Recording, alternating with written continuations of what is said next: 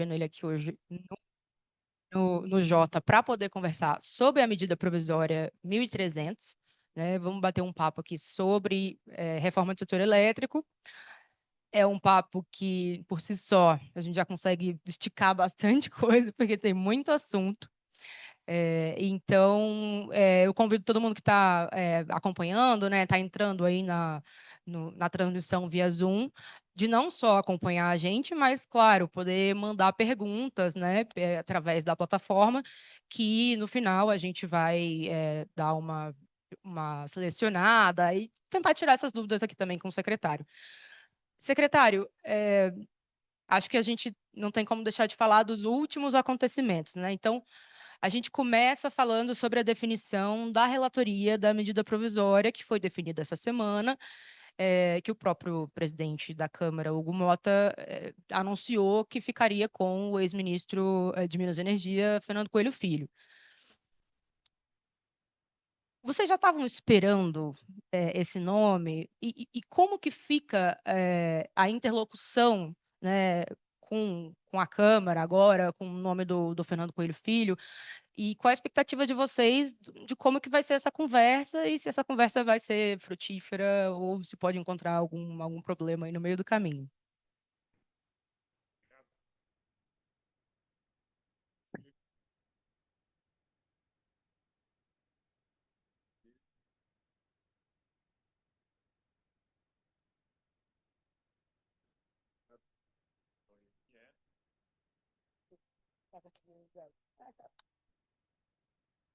Obrigado pelo convite feito ao MME. É um prazer muito grande estar aqui hoje e pela oportunidade da gente poder explorar um pouco mais a medida provisória 1.300. Em relação à sua pergunta, né? Desde o começo, o ex-ministro Fernando Filho foi um dos cotados para ser o relator da matéria na comissão mista e a gente vê com muita, assim, muita tranquilidade. E ele é uma pessoa que já conhece, né? O que deve facilitar bastante a nossa interlocução. Então, a gente vai procurá-lo, lógico, a gente procurar também os membros da comissão mista. Como vocês sabem, nós tivemos 598 emendas. Então, nesse momento, a gente não consegue falar sobre uma especificamente ainda. Nossa equipe está compilando todas, nós vamos analisar todas de uma maneira qualitativa. Aquelas que a gente conseguir quantificar, vamos quantificar também.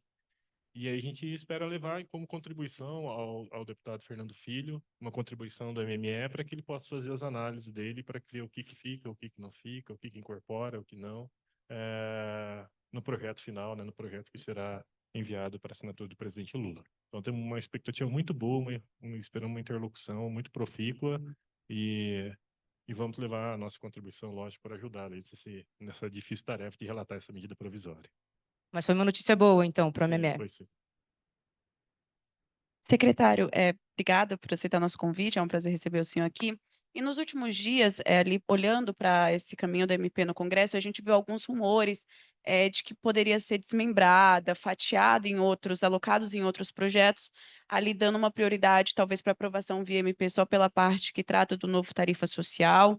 Acredito que o governo esteja acompanhando todas essas movimentações. E a gente queria saber como o MME enxerga essa possibilidade, assim, qual seria o risco, né, de desmembrar essa proposta, de descasar essas medidas que estão lá? A gente entende que a medida provisória, a 1.300, do jeito que foi encaminhada, ela foi encaminhada de uma maneira muito equilibrada. Então, nós dividimos em 3 eixos, né? O eixo social, o eixo de abertura de mercado e um eixo de reequilíbrio setorial. Então, lógico que ela vai ser aprimorada quando passar ali pela Câmara de Deputados e Senado Federal, mas o importante é, dentro desse aprimoramento, que esse equilíbrio seja mantido, né? Então, se uma ou outra proposta não for, ou for incorporada, isso realmente é parte do processo democrático, né? Do rito, né? Da construção de uma lei, mas a gente vê como muito importante que o equilíbrio em que ela foi enviada seja mantido na tramitação até chegar a virar uma lei. Mas isso significa, então, que o governo, eu entendo que cabe ao Congresso, né? Mas o governo não vê com preocupação uma possibilidade de fatiamento?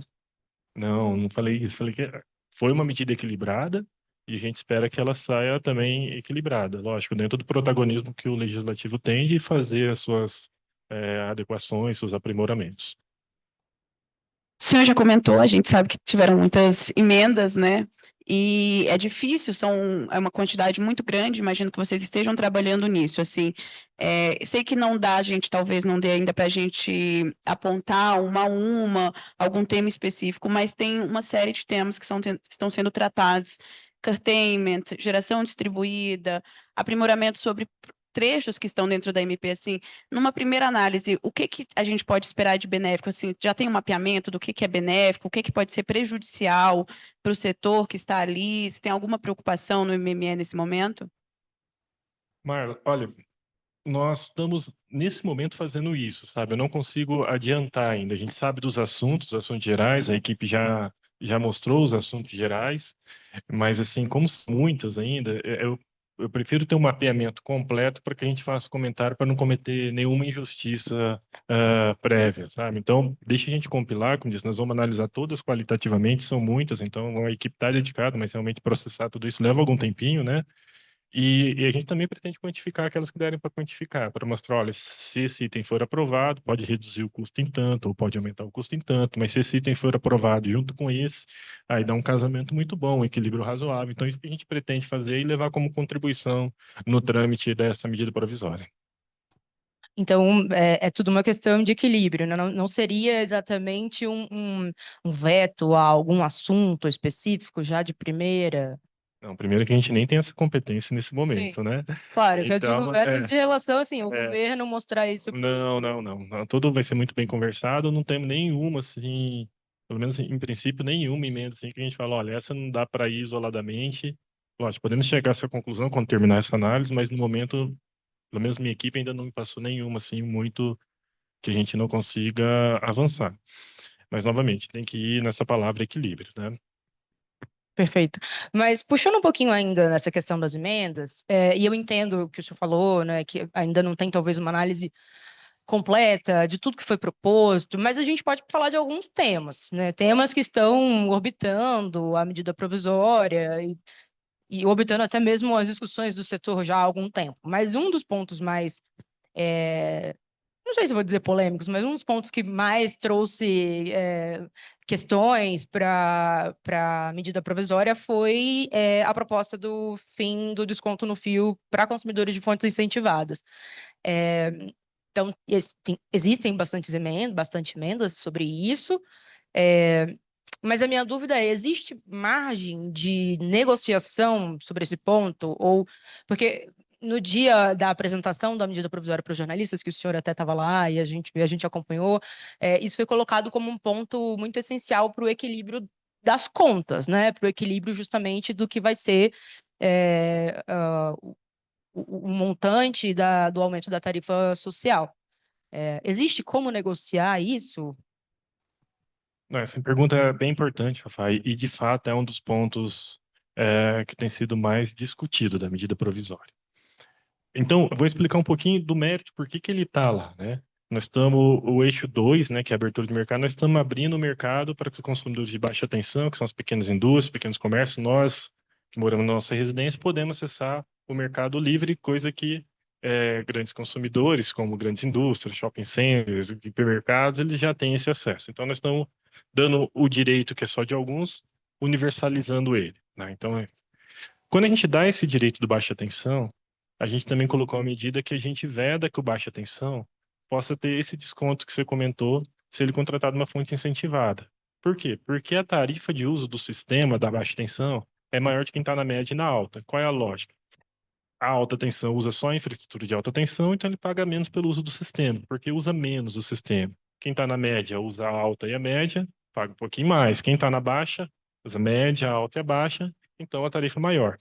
Como o desconto é um percentual dessa tarifa, se a gente abrisse o mercado e não vedasse que o consumidor de baixa tensão pudesse ter o desconto de 50%, a CDE iria aumentar muito. Ia no sentido ao contrário do que a gente quer. Então, nós vedamos que quem for, nós aqui, quando for para o Mercado Livre, contratamos de fonte incentivada, temos o desconto, né? Poderíamos ter o desconto da fonte incentivada, 50% no uso do sistema de infraestrutura. Bom, vedamos. Só que nós vamos para o mesmo mercado onde está o consumidor de média e de alta tensão. E eles têm esse direito. Então a gente começa a ver que o mercado não vai estar simétrico. Nós vamos ter classes de consumidores com alguns direitos e classes de consumidores sem alguns direitos.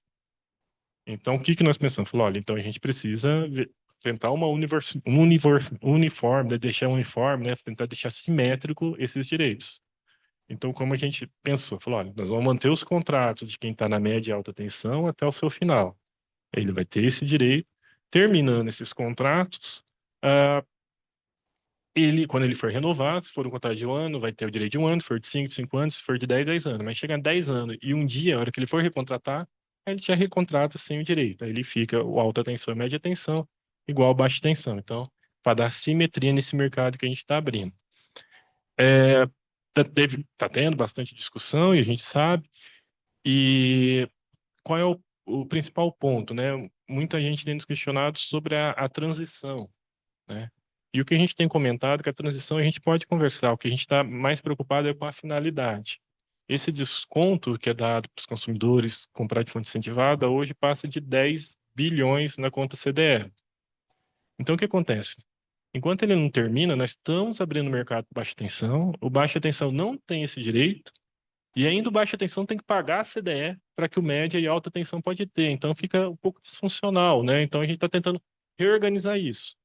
Então, nessa reorganização, a transição a gente pode, lógico, conversar bastante, a gente quer a melhor transição possível, né?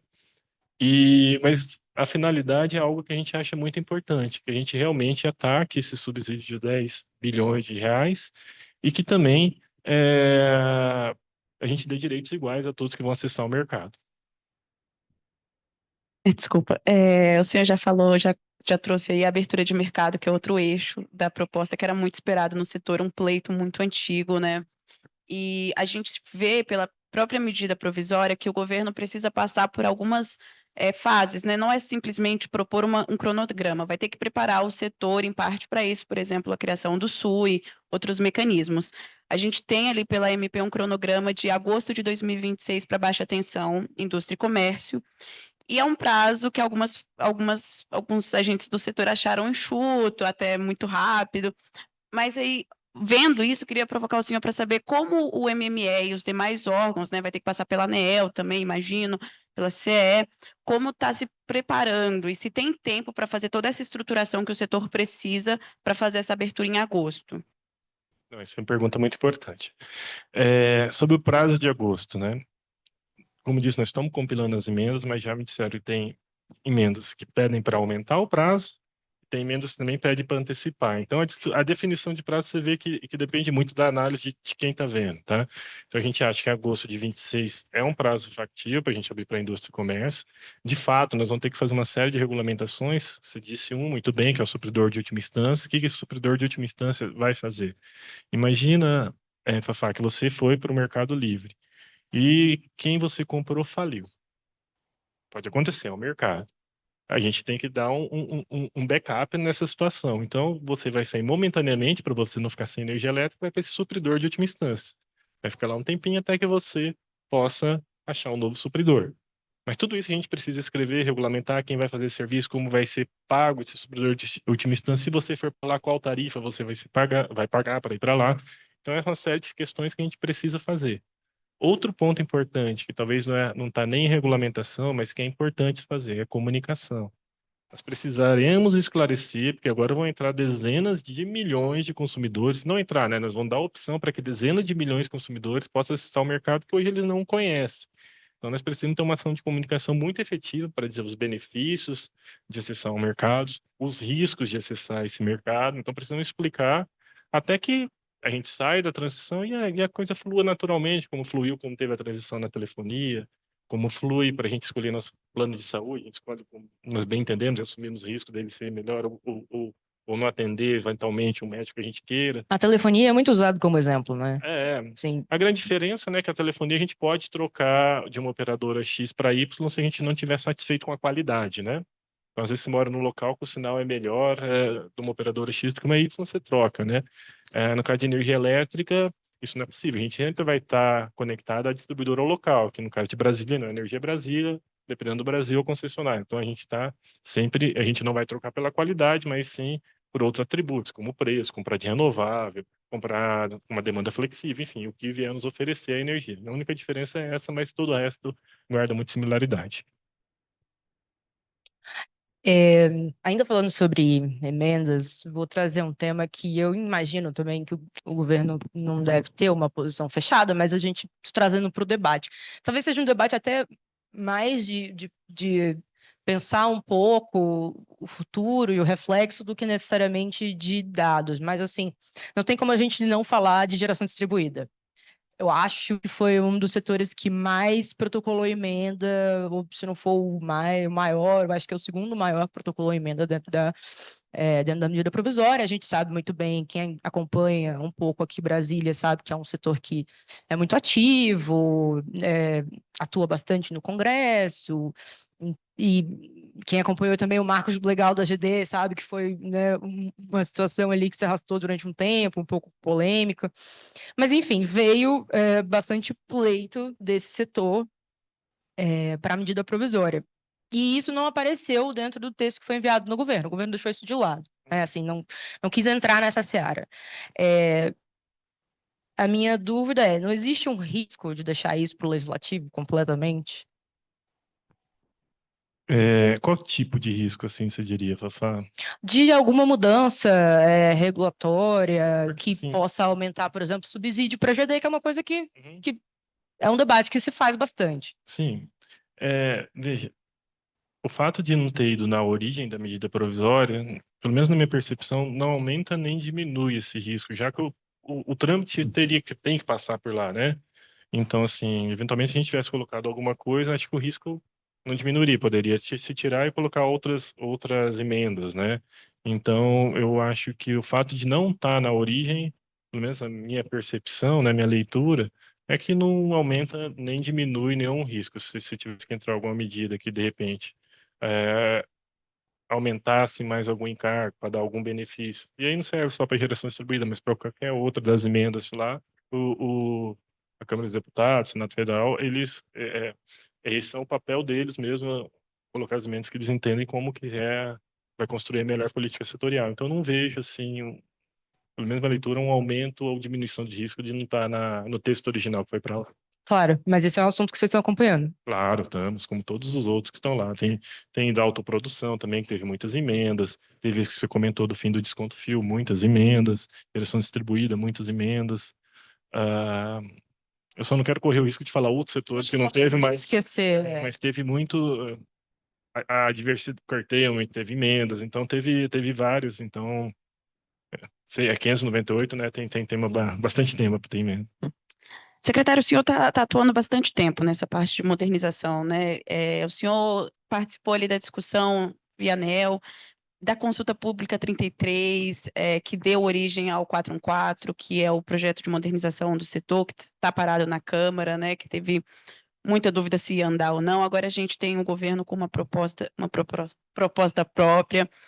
E o Fernando Coelho Filho como relator também. O senhor acha que tem algo que ficou lá no 414 que possa vir para a discussão agora à mesa, porque é um projeto que foi muito abraçado pelo setor, que foi muito discutido pelo setor, que tem pontos mais técnicos, né? Então, o senhor acha que tem algo que poderia ser resgatado dessa proposta que já está no Congresso para essa medida agora? Tem sim, Tamar. De fato, eu comecei a minha carreira na ANEEL em 2007, né? E quando teve a CP33, eu era o assessor do diretor-geral à época, né? E eu coordenei as contribuições da ANEEL à CP33. Então, conheci bem os temas que lá foram discutidos. E na própria medida provisória 1300, tem itens que estão no 414. A abertura de mercado, por exemplo, era um item muito caro no 414 e já estava bem estudado e nós realmente utilizamos aqui. A vedação para que o consumidor de baixa tensão tenha direito ao desconto fio também era outro item que estava no 414. A remodelação da autoprodução para que o autoprodutor volte às suas origens, né? Ser um autoprodutor, aquele consumidor que produz sua própria energia, estava no 4.4. Então, nós bebemos muito dessa fonte que foi amplamente discutida para trazer no nosso projeto, complementando com outras coisas que a gente achava importante, né? Acha importante ainda, mas, assim, utilizamos muito dos itens que foram amplamente discutidos, já estavam absorvidos no setor elétrico. Às vezes, até uma regra que a gente pensava, talvez se a gente fizer diferente, falou, poxa, mas daqui já está tão absorvido pelo setor e funciona também, vamos seguir nessa direção. Então, realmente, utilizamos muito do que já foi estudado. E, lógico, se tiver mais algum item que o deputado Fernando Filho entende que, de repente, nós não tratamos, nós estamos super dispostos a discutir com ele. Entendi. Secretário, a gente tem acompanhado aqui no Jota a elaboração de um plano nacional de data center, né, pelo governo. O MME até participa, eu acho que de uma forma até assim, né, eu acho que está sendo tocado mais pela Fazenda, mas a gente tem acompanhado aqui essas discussões e a gente sabe que na medida provisória, ao mexer nessa questão da equiparação do autoprodutor, isso acabou gerando um pouco de ruído dentro desse setor de data centers, né, que tem um potencial, que se vê assim, se vislumbra essa possibilidade de atração de investimento.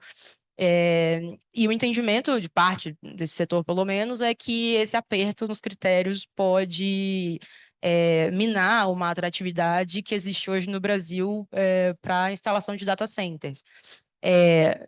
Quando a medida provisória foi pensada, ela foi pensada alinhado a essa política que está sendo discutida? Existe alguma possibilidade de tratar, talvez especificamente sobre data centers, dentro de uma conversa ali sobre a questão da autoprodução especificamente? Tá? Quando a gente fala sobre um setor específico, a gente tem uma regra geral de autoprodução, né? E quando a gente começa a excepcionalizar essa regra para alguns setores, outros também começam a buscar. Então, toda vez que a gente vai fazer uma excepcionalização, a gente tem que fazer com muito cuidado, né? O limite que nós colocamos de demanda de data center, grandes data centers ainda poderão ser autoprodutores, a menos que eles consumam, tem uma demanda contratada de menos 30 megawatts, mas os grandes, eu dei uma lida rapidamente do que tem cadastrado lá na MME, a maioria é grande, né? Então, isso não impede ele ser um autoprodutor.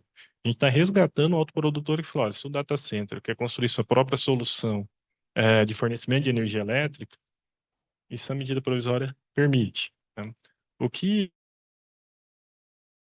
foi que um consumidor nato, aquele que é só um consumidor, e um produtor de energia nato, um PIG, que a gente chama, produtor independente de energia, se unisse por meio de trocas de ações para que esse consumidor vire um autoprodutor, para deixar de pagar alguns encargos setoriais. Se a gente não trabalhasse nisso, isso deve é um ciclo vicioso que, afinal, todo mundo ia virar autoprodutor e esses encargos setoriais estão aí, porque eles não somem por causa dessa construção, né? E teria que ser dividido de alguma forma depois, sabe? Então, o que a gente está fazendo, não, vamos reorganizar daqui para frente para que a gente não chegue nesse ponto. E aí, então, voltando para os data centers. Então, se ele tiver uma demanda maior que 30 megawatts, ele pode ser autoprodutor, se assim ele desejar. Se ele não tiver, ele pode buscar energia no mercado. Então, um atrativo do Brasil, como se mencionou, atrativos. A gente tem uma matriz fortemente renovável, a gente sabe que isso é muito importante para quem consome muita energia. Nós temos um sistema interligado do tamanho do europeu. Os Estados Unidos, que tem uma área territorial contínua mais ou menos com a nossa, não tem um sistema interligado como a gente tem, com a confiabilidade que a gente tem. E a gente tem um preço de energia, ainda que não seja autoprodutor, mais competitivo que esses lugares. Então, temos 3 grandes atrativos: energia limpa, confiabilidade no fornecimento e preço. Então, acredito que isso não deve ser um grande problema para que alguém desista de um investimento desse porte no Brasil. Outro ponto também que desde que a MP saiu tem sido muito falado, que pode entrar, né, de ser discutido no Congresso, é curtailment, que eu acho que é um dos temas mais quentes do setor elétrico atualmente. O Ministério também trabalha com um grupo de trabalho, estruturando medidas para essa questão no setor. E queria saber como vocês estão vendo esse equilíbrio, né? Assim, até que ponto, o que pode ser discutido no Congresso, né? O que seria benéfico, porque tem toda uma discussão sobre ressarcimentos retroativos, que podem acabar onerando o consumidor, a depender do que for feito. Então, como vocês estão vendo, o que poderia ser discutido no Congresso? Assim, critérios técnicos, parte de ressarcimento, o que vocês acham que pode ser endereçado pelo CMSE, né, no GT? O que poderia ser Congresso? E aí eu queria só fazer um complemento da Marla, que a discussão sobre critérios técnicos de corte, né? Isso com certeza tem um caráter muito técnico, mas a questão de ressarcimento retroativo, principalmente, tem um peso político muito grande dentro do Congresso, e a gente sabe que isso já está ecoando entre parlamentares, principalmente do Nordeste. Então, como casar isso com o que o governo espera também? A questão do curtailment é bom a gente dividir em algumas partes. A gente tem algum passivo, que esse é o foco da discussão, mas a gente também precisa trabalhar para que esse passivo não cresça. Tá? Então, o grupo de trabalho que foi instituído em março de 25 ali pelo Ministério de Minas e Energia, ele tem um olhar de presente e um olhar de futuro. Então, tem 5 lá grandes macroatividades. Primeiro é um diagnóstico. A gente vê, olha, por que está ocorrendo essa quantidade enorme de corte de geração? E aí, quatro, digamos assim, pilares de soluções. Que tipo de solução política, em termos de política energética, pode ser dada? Que tipo de solução regulatória pode ser dada? Que tipo de solução em termos de operação pode ser dada? E que tipo de solução em termos de planejamento pode ser dada? Porque não adianta a gente, vou colocar assim, resolver esse passivo se a gente continuar criando. Então, esses 4 grandes projetos de soluções, né, que tem lá no site do Ministério, tem uma série de atividades, responsável, produto a ser entregue, quando se espera terminar a resolução desse produto, pretende, assim, avançar para que esse problema, não dá para falar que vai deixar de se repetir, mas pelo menos ele seja minorado e esse passivo que a gente tem não cresça, pelo menos não nessa velocidade. Exemplo, a parte de solução de operação, né? Você está utilizando que tipo de operação posso fazer para que o sistema de infraestrutura não seja um gargalo para que essa geração seja inserida no sistema. Então, a ANEEL já fez uma série de propostas no grupo, está estudando outras propostas. Se a gente conseguir implementar, nós já vamos diminuir muito o curtailment daqui para frente. O IPE também está estudando que tipo de solução de planejamento eu consigo entregar para melhorar a infraestrutura de escoamento para que no médio e longo prazo esse problema seja minorado. Então, o IPE está estudando. O Ministério de Minas e Energia, que tipo de política pública eu consigo fazer para que, pelo menos para frente, esse problema seja minorado? E da mesma forma, não. Então, o grupo de trabalho tem esse foco. Então, não deixar esse passivo acumular e virar uma bola de neve. Então, nós estamos... A questão do que já está posto, aí tem uma série de discussões. Pode ser, eu vi que algumas emendas tratam disso, com uma série de soluções, a gente está estudando elas também, e pode ser também via infralegal. Até o momento, assim, a gente não tem uma posição de qual é o melhor. Tá? Antes de ter essas emendas, a gente está estudando para resolver de maneira infralegal. Com elas, a gente está estudando para ver se elas agregam e, de repente, dê uma solução até melhor do que a gente estava pensando ou não. Não temos ainda uma análise completa sobre o todo. Mas uma solução infralegal para pro retroativo? É que eu realmente dou uma pergunta Isso. mesmo, eu não Não, sei ok. se... Sim, se for possível, sim. Ah, tá, Nós não entendi. fechamos o grupo de Entendi. trabalho, mas se for possível, sim. Secretário, uma frente da medida é a tarifa social, né? Acho que é até interessante que a gente fale desse assunto. Os efeitos vão começar a serem percebidos pela população em breve, assim, pelo que foi sinalizado até pela própria ANEEL nessa semana, né, a partir de 5 de julho. É, mas também tem o risco que é uma medida provisória que ainda vai passar pelo Congresso. Então, eu queria saber como vocês estão calculando tudo isso, né? Porque é uma medida que precisa da aprovação para ser permanente, essa mudança no modelo do tarifa social.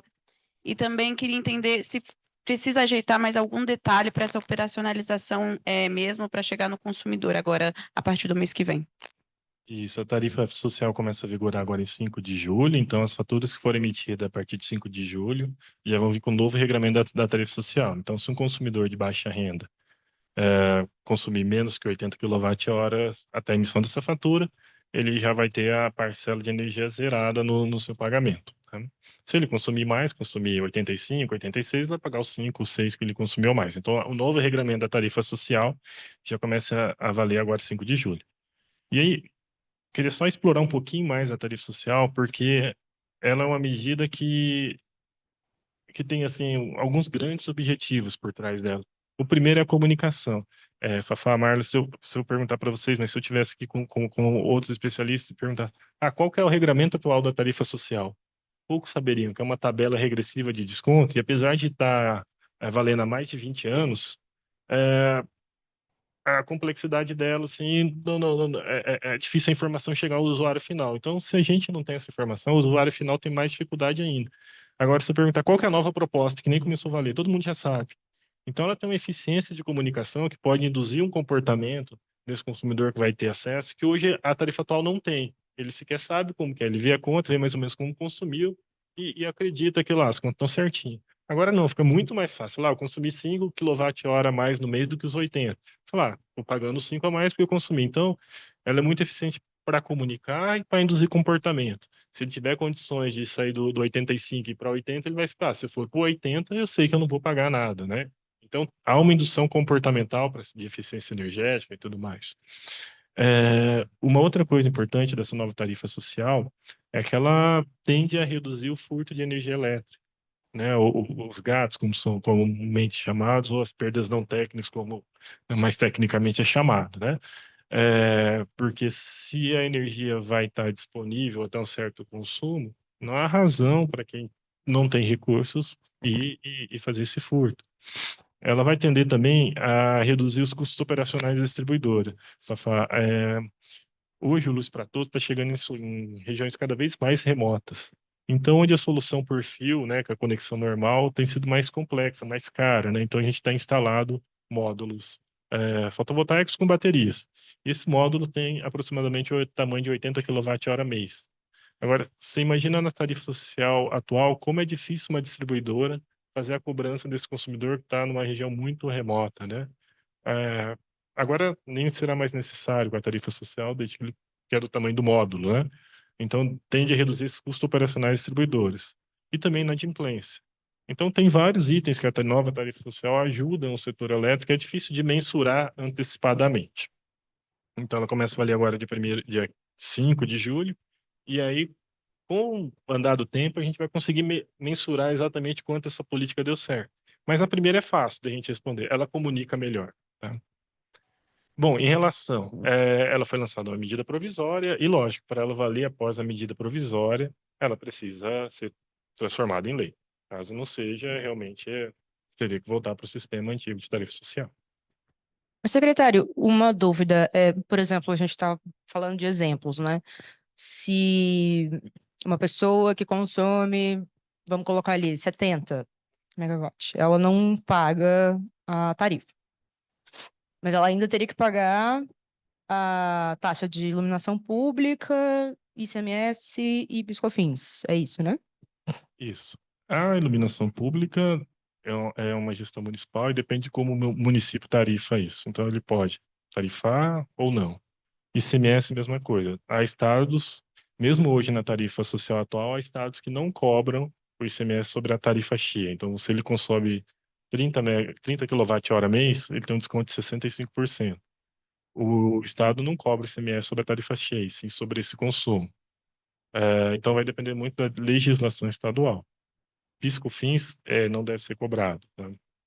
Pela leitura do voto da ANEEL e do entendimento da ANEEL, ele não deve ser cobrado.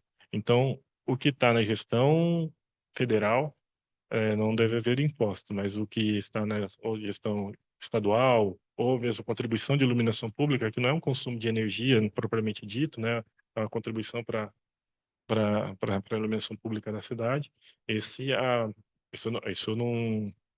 essas contas continuarão chegando. Desculpa, só para reforçar, pelo entendimento do voto da diretora relatora, que é a diretora Ludmila, não precisa ter essa cobrança do imposto federal, PiscoFins, seria isso? Precisa de alguma regulamentação Não, específica, de algum ato? não, Ou melhor pode... esclarecendo, ele é cobrado, mas ele tem que ser cobrado pela concessionária como um todo. Não necessariamente ele precisa ser arrecadado desses consumidores baixa renda. Entendi. É uma regra fiscal, né? Nem da ANEEL, nem do Ministério, né? Entendi. Mas pelo que está posto, o regramento que está posto, e com o voto, isso fica Pacificado. embasado, pacificado, ou precisaria Entendo que de... sim. Entendi. Porque hoje já tem distribuidores que já não cobram na tarifa cheia, há outros que cobram, então não há uma uniformidade nessa cobrança. Eu entendo que a leitura do voto que ela passa um recado para a gente ter essa uniformidade na cobrança, dependendo da tarifa social com o regramento antigo ou novo. Entendi. A gente sabe, assim, acho que a gente está caminhando aqui para a finalização da nossa conversa, e a gente viu que muitas medidas recentes que passaram pelo Congresso de Energia foram amplamente debatidas. Isso é muito saudável para o setor, mas também a gente viu alguns pontos trechos que acabaram encarecendo a conta de luz, algumas medidas, tem questionamentos sobre o arranjo feito no marco legal da GD, por exemplo, por conta da transição, do custo da transição ter sido repassado pela CDE. E o governo agora com essa proposta, queria saber, assim, para a gente fechar, como vocês estão calculando esses riscos, como vocês pretendem abrir esse diálogo para evitar que isso aconteça, né? Porque o grande risco dessa medida, e acho um grande temor no setor, é que acabe por encarecer a conta de luz, como a gente viu no passado recente acontecer com algumas propostas que foram ao Congresso, né? Então, como o MME quer atuar para evitar que isso aconteça? Se isso é um princípio, assim, para vocês, evitar realmente que acabe saindo uma coisa que fique uma conta mais cara para o consumidor? Boa pergunta. O texto original, na nossa avaliação, ele foi de uma maneira equilibrada. Então, não encarece, ou se encarece, encarece no momento, mas depois com uma redução. Então, ele dá uma política de longo prazo, né? As emendas, dependendo de qual for incorporado, não pode encarecer, mas também pode diminuir, dependendo de qual emenda for. Como eu disse, a gente vai analisar todos, e aquelas que não for conceitual, assim, que é só colocar algum conceito, por exemplo, tinha de armazenamento, que é conceitual o armazenamento. Essa não dá para calcular, é uma emenda de conceito, qualitativa, né? Mas daquelas que for conceitual, por exemplo, aumentar algum outro benefício para a geração distribuída, ou como será o tratamento do curtailment, ou se tirar a questão da autoprodução, ou se tirar a questão do desconto no consumo. A gente pretende calcular tudo isso e mostrar para os membros da comissão mista e também para o relator, né, os impactos do nosso ponto de vista que pode causar caso uma ou outra medida seja aprovada. Então, agora a decisão está, de fato, com o Congresso, e o que a gente quer contribuir com, assim, com os nossos dados técnicos para mostrar o efeito de cada uma das decisões que eles possam tomar. Acho que essa é uma medida que a gente utiliza assim para mitigar risco, né? Levar a nossa melhor informação para que eles possam decidir. Perfeito. Secretário, muito obrigada pela presença, viu?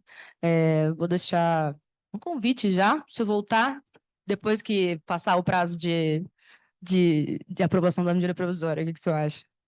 Agradeço muito, agradeço o convite, Marla e Fafá. É muito importante esse espaço para que a gente possa esclarecer e que, de fato, quem está nos assistindo saiba diretamente da gente mesmo qual que é a nossa visão sobre o tema, qual que é a nossa melhor informação que temos no momento sobre o tema. Então, agradeço bastante vocês aqui o espaço que nos deram. Muito obrigada, secretária. Obrigada, Marla. É, Muito obrigada a quem acompanhou a gente até agora. E acho que encerramos, ficamos por isso. E bom dia para todo mundo.